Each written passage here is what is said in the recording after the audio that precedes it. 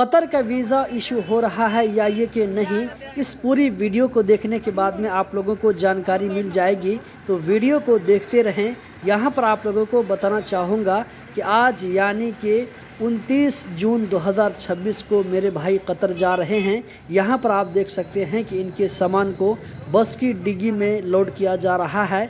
कल यानी कि 30 जून 2026 को काठमांडू एयरपोर्ट से दोहा के लिए उनकी फ़्लाइट है। वो नए वीज़ा पर जा रहे हैं। तो दोस्तों यहाँ पर आप समझ सकते हैं कि कतर में अभी भी नया वीज़ा इशू हो रहा है।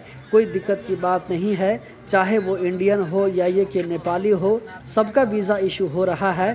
लेकिन हो सकता है कि एक मरतबा अगर आपको रिजेक्ट हो जाए तो दूसरी मरतबा भी आप लोगों को इसके लिए अप्लाई करना है। एक मरतबा मायूस नहीं होना है।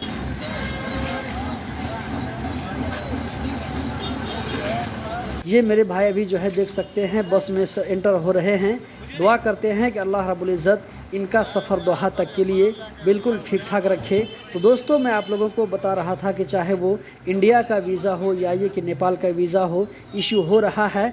अगर एक मरतबा रिजेक्ट हो जाता है तो आप लोगों को थक हार करके हिम्मत हारने की ज़रूरत नहीं है। बार बार आप ट्राई करते रहें, वीज़ा ज़रूर इशू होगा।